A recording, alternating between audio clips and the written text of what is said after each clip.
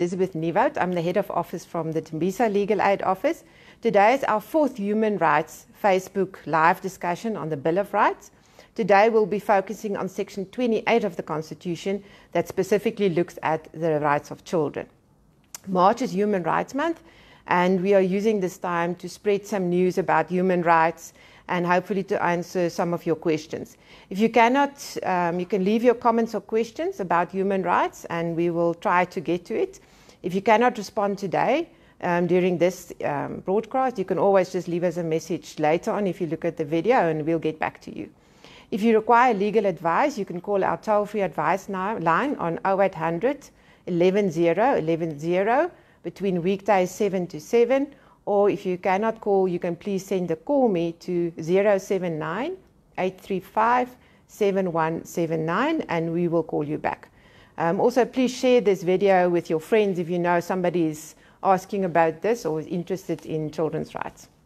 Okay, so we said we're talking about children's rights and constitution. So if you, this is the constitution in terms of a physical little book. Okay, and there's 9 children's rights that the Constitution in Section 28 lists, and I will look at them briefly, each of them, and just give a practical application to that so that you can also understand what it means in practice. So the very first one, which sounds quite logical but is a problem, is every child has a right to a name and a nationality from birth. So again, in practice, this is a great problem in that we have, because people do not register their children, and then the child don't have a birth certificate. And one can imagine that without a birth certificate, you can't enroll in a creche, you can't enroll in a school. When you get older, you can't apply for an identity document. So we get a lot of children in practice that get to matric and then want to write the matric exam, and then the Department of Education say, no, you don't have an ID document. Then to go back 17 years in this child's life to try to find somebody that can confirm the birth of the child is really in practice a big problem.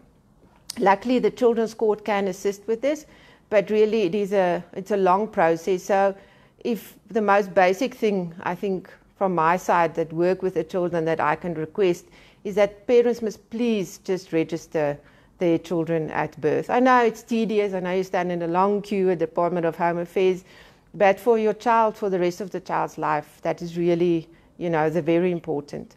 Then the child has a right to family care or parental care or then alternative care. I think if we live in a perfect world, a child will have family life and family care and parental care, but that's not always possible. So the system through the Children's Court have a way of then finding alternative care for a child.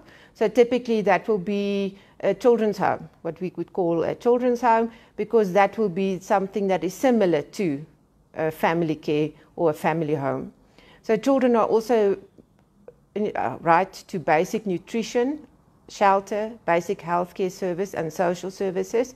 Now again, I think we are a country that deals with a lot of socio-economical problems, but a child at least to basic nutrition, basic shelter, basic health care. We have the clinics, we have the hospitals. So a child that the state has provided these services for the children to use, or the parents to approach the hospital or the clinic for the services. The child is also have the right to be protected from maltreatment, neglect, abuse and degradation. Again, this is where the social workers come in, where the Children's Court come in. So if you are aware of an abuse that is happening, of a maltreatment, you must report that, because that child has then maybe nobody else, a teacher or a neighbor, that can tell somebody of the maltreatment or the abuse. And the Children's Act does say that, because I know a lot of people are afraid of, but what if I speak? Will I not get into trouble? And the Children's Act says that if you truly believe and you've heard the child scream and you've heard the abuse going on, and that is your true belief, and you went and you reported it, the Children's Act says you are protected against prosecution. So if that parent then says, yeah, but I'm going to prosecute you, then that's fine. Let them threaten you with that. But ultimately, the child has a right to be protected against maltreatment, neglect, and abuse. The child also has the right to be protected from exploitative labor practices.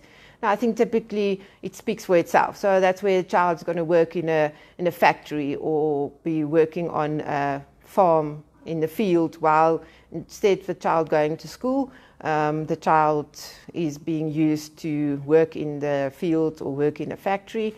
I know the Department of Labor, you can report those practices to the Department of Labor, and they will send labour inspectors to have a look at that. Again, if that child is then found in that factory, a children's court can again then step in and say, clearly this child is a child in need of care, and then the appropriate process will follow through the children's court.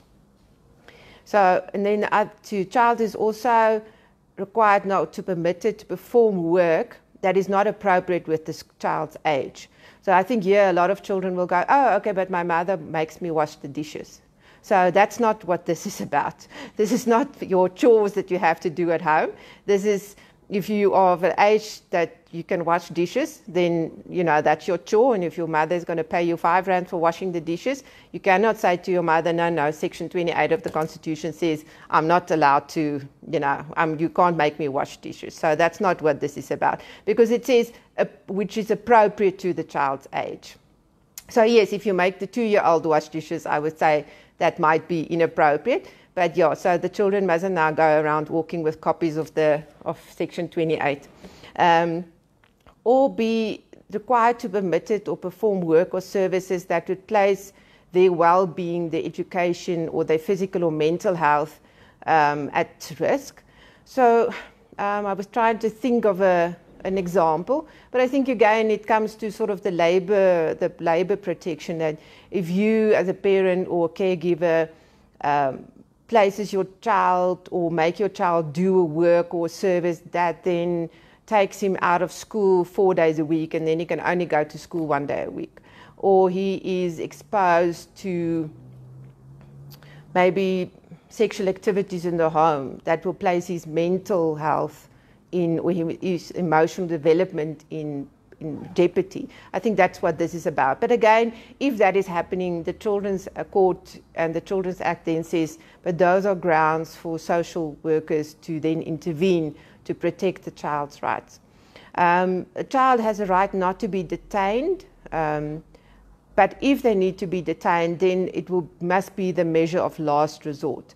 So if a child has to be detained because maybe he stole a packet of Simbas in the shop, then the Constitution says there's 2 pieces of legislation. Then the Constitution says as an arrested person, you must then be dealt with in a certain way. But there's also the Child Justice Act that says children then that are in conflict with the law must be dealt with in a certain way. So the Constitution does say that if they've now tried everything not to keep you detained, then you must be kept separate from people that are older than 18.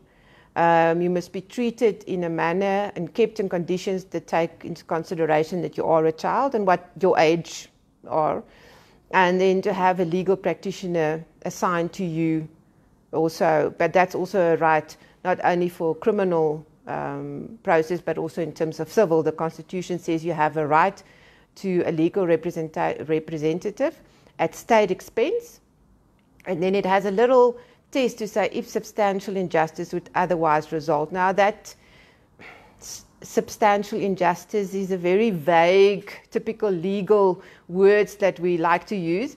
But it is, if I take it to say a divorce matter, I think the case law has said that, which is nicely, they say that if a child's voice is being drowned out by the warring parents, that would be a substantial injustice. So we look at, in the circumstances of the case, what would be a substantial injustice to protect the child's rights. And then the last one is to say not to be used in a direct armed conflict. I think hopefully in South Africa that's not a problem, but I know if you go up into more your DRCs and where there's conflict, it is a big problem.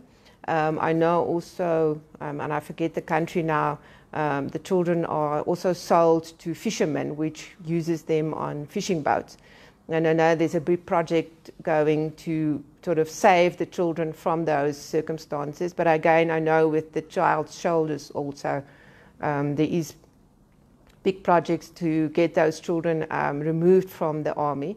But I know also the psychologists say that to get that child to be a child again is almost impossible kind of thing that you need to do. And then section 28(2) says that a child's best interests are paramount importance in every matter. And I'll get back to that now. And then the last section just says a child is somebody under the age of 18.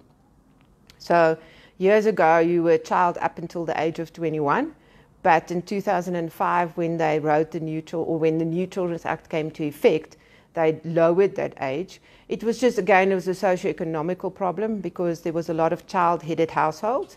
And then to wait for somebody to become 21 was just practical. It had practical problems. So they lowered the age to 18. Nowadays, it has a reverse problem in that a lot of times children are still 18 when they're at school. Now the one parent stops paying maintenance. So typically, where in the past the mother or the father would have gone to court on behalf of the child now needs to go to court by themselves because they're now an adult.